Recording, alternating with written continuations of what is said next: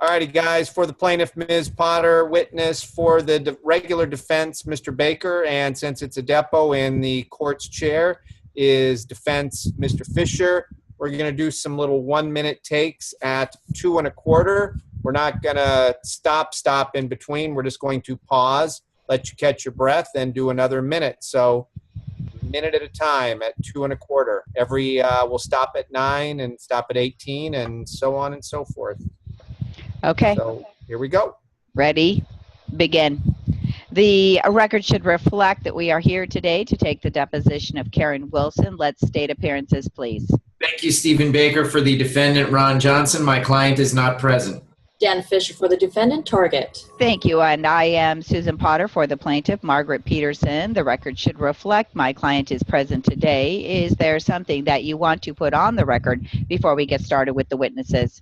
Yes, ma'am, thank you. I just would like to stip with all counsel that the witness has been given an instruction sheet of some kind which states the rules that we are to all abide by for the purposes of today's depo. Yes, it is an advisement that I always provide to witnesses who come to my office for deposition. I will so stipulate that Ms. Wilson has been provided with that.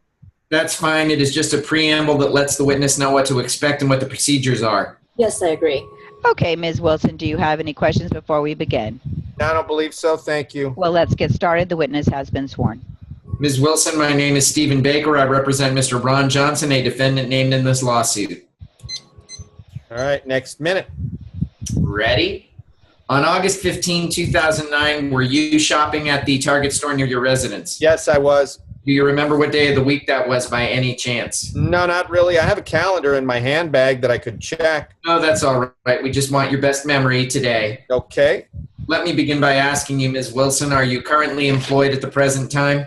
Absolutely. And were you employed back in August of 2009? Yes, I was. Where are you employed, ma'am? Currently, I volunteer at the preschool at my church. Okay, is that where you were employed last year as well? No, last year I was working out of my home. I only started at the preschool this summer. All right, what exactly do you do at the preschool? I'm a classroom helper. Basically, I am there to help the teacher with the students and to assist in any way possible. Okay, is this a paid position you have now? Yes, sir. My grandchildren also attend that preschool. Ms. Wilson, you testified last year that you were employed out of your residence for some period of time. What exactly were you doing for employment? I used to watch some neighborhood children out of my home. The children I was caring for moved away earlier this year.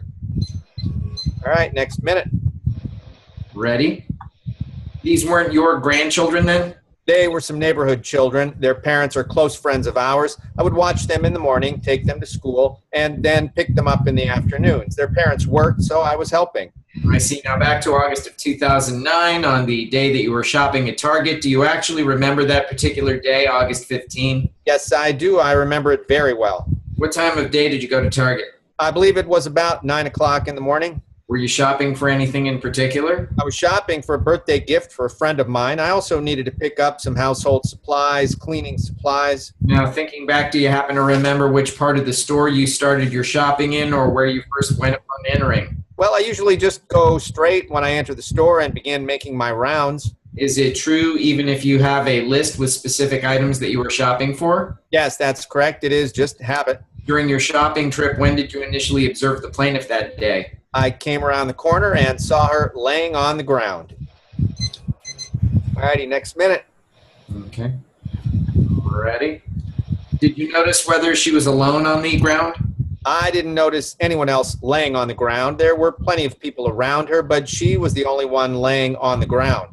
Please describe what you observed when you came around the corner. I heard some crying, and that's what got my attention at first. Did you overhear the crying before you saw someone laying on the ground? Absolutely. I heard the crying. It got louder. Sounded like someone was getting upset. What happened then?